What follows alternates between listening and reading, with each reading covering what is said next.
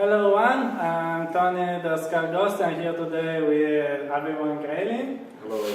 Again, this time we are not over Skype, and I'm super excited to have him here next to me. I can't believe it, so maybe he is just a VR clone of him. He's an hologram. We're just all in a simulation.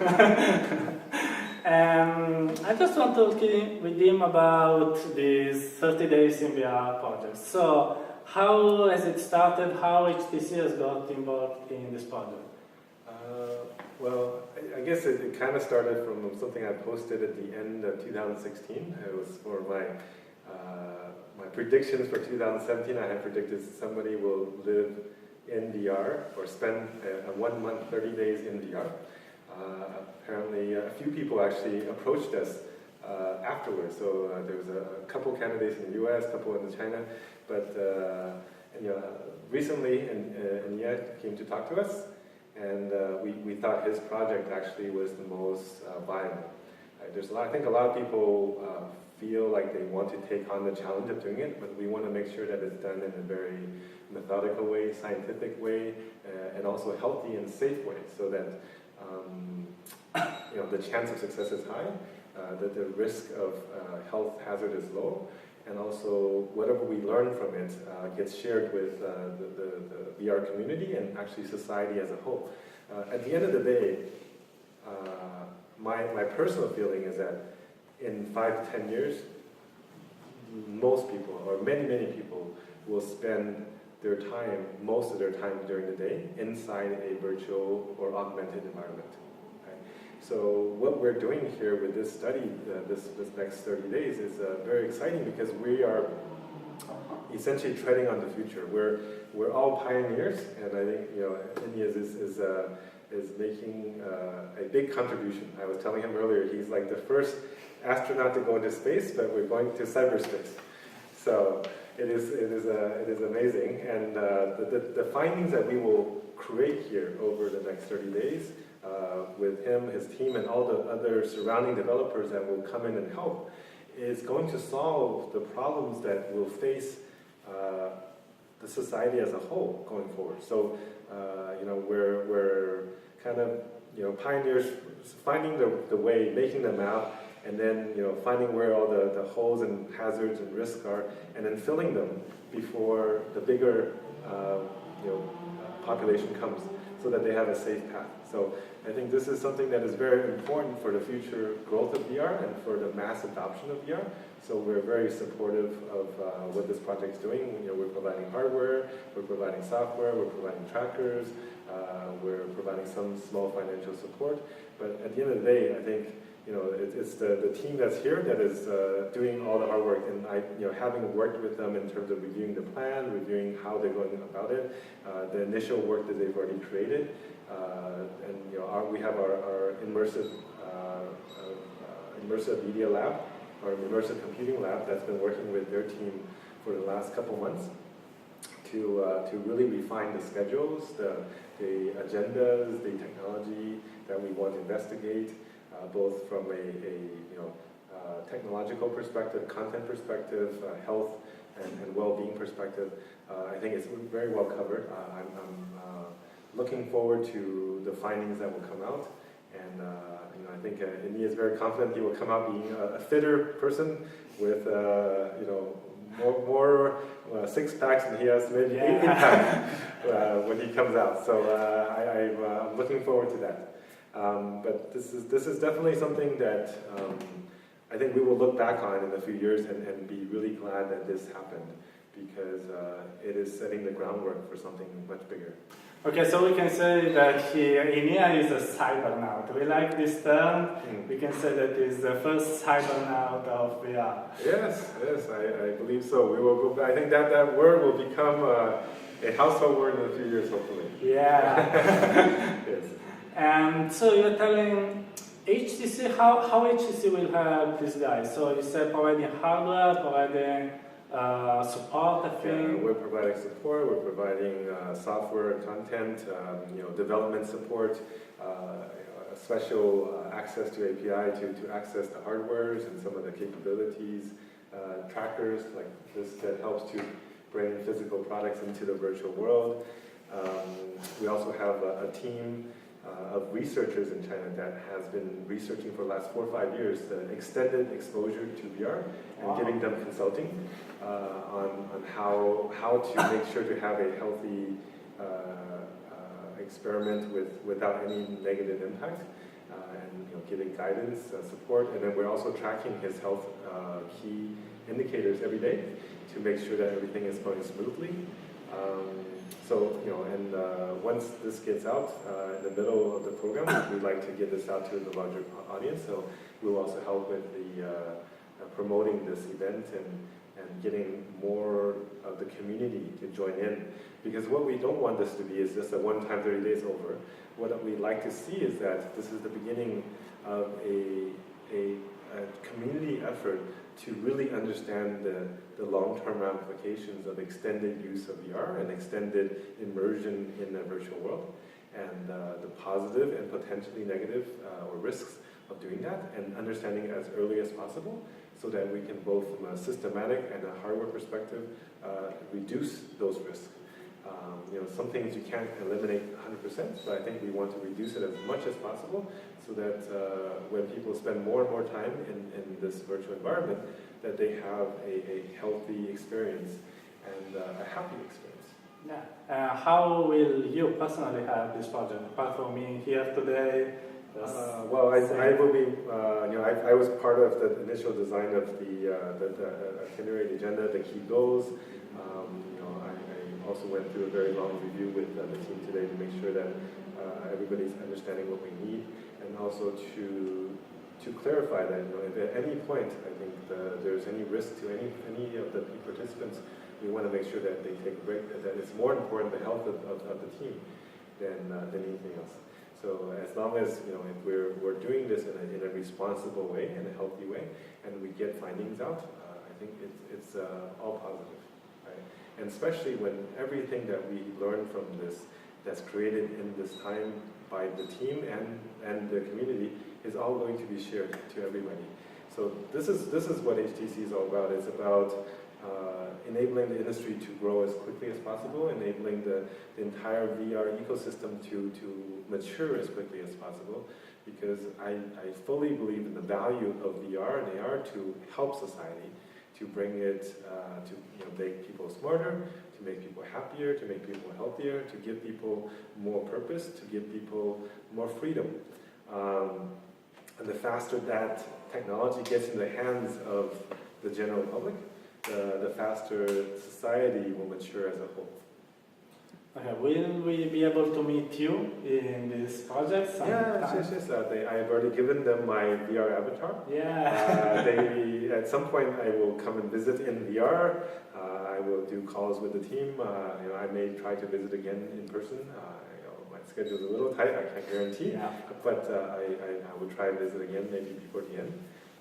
But overall, I will be monitoring the status of this project throughout and get people to give me lots of feedback.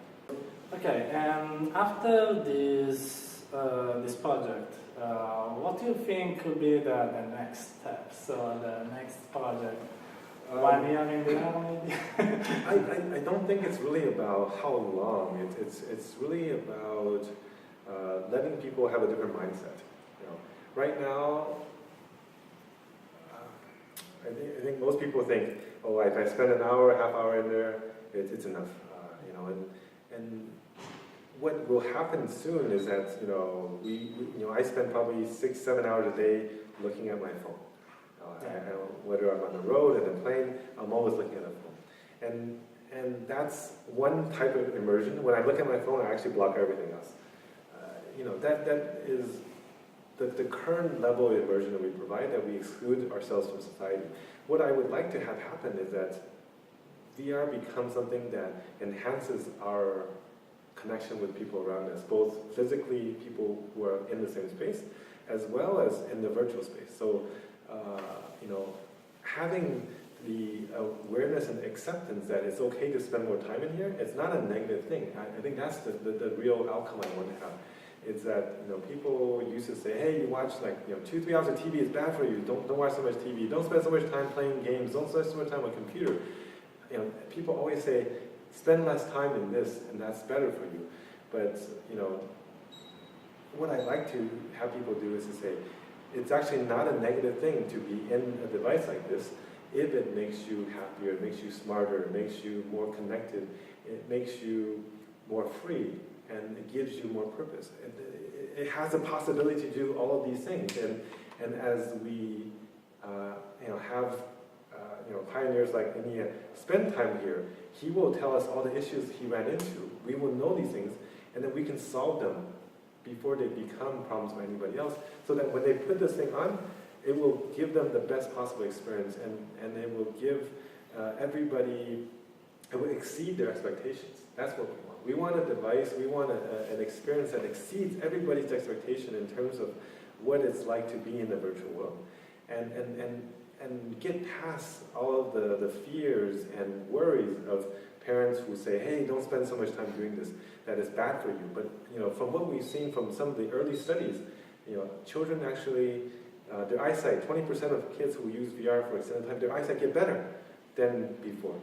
Right? And we find that when they use this, their studies improve than before.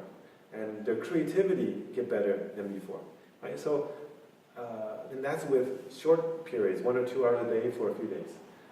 I want to see what happens when this happens for a few hours a day for a month, or half a day for a year.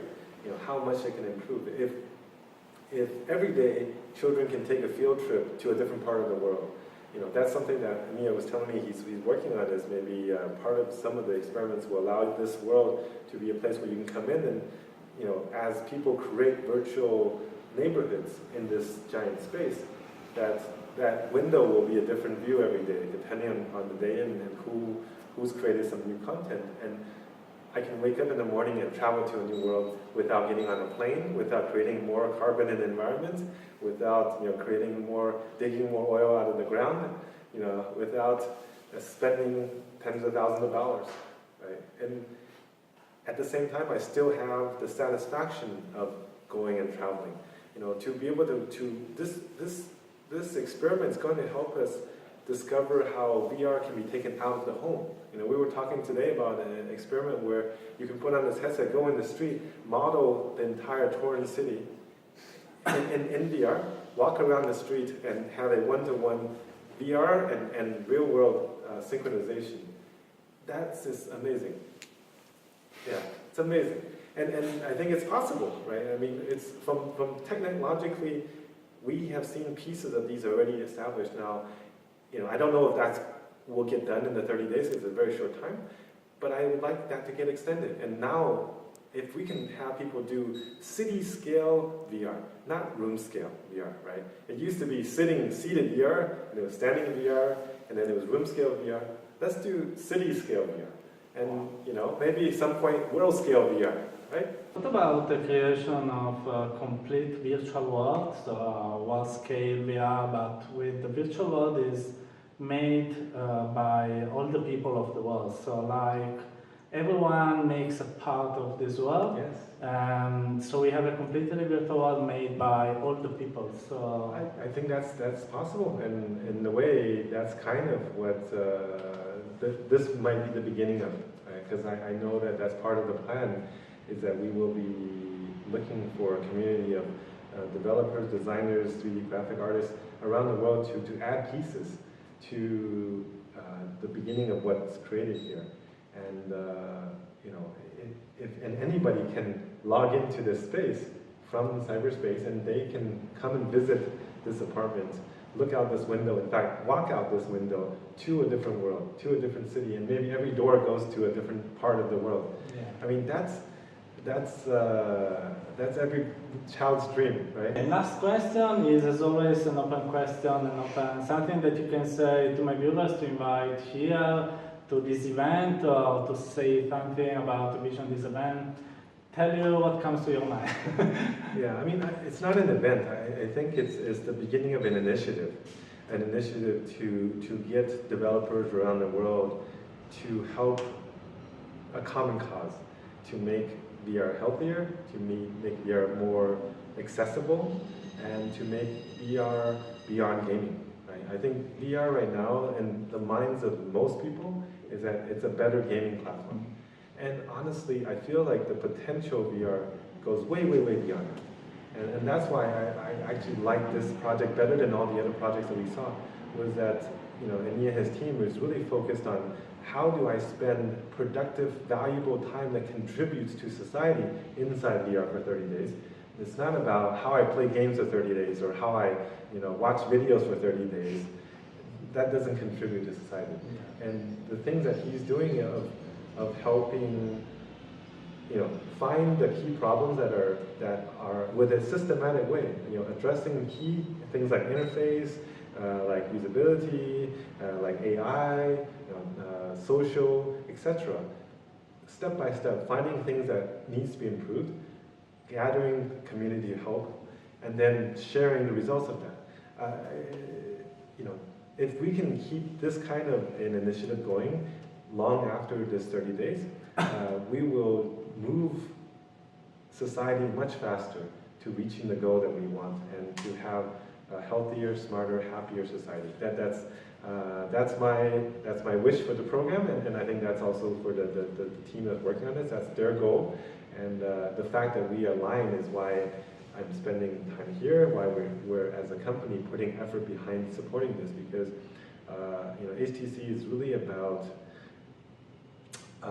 bringing VR and using VR to help unleash the imagination of all the adults and children in the world, helping realize a better future. And this kind of project is something that is completely aligned with our mission as a company. Okay, thank you for your time, Mr. Graylin, and I really wish the best of luck for this project and for HTC. Thank you for watching. And, hope you can support them. Hope you will join the crowdfunding projects. Hope you developers will join in the development and come to the site and add in your contributions, whether you're making 3D models or whether you're adding programs or whether you're helping solve pieces of the puzzle, or just if you want to come in and visit and say hi and hang out with the team. Everything is appreciated, and look forward to hopefully seeing this project being successful, and thank you for all your help.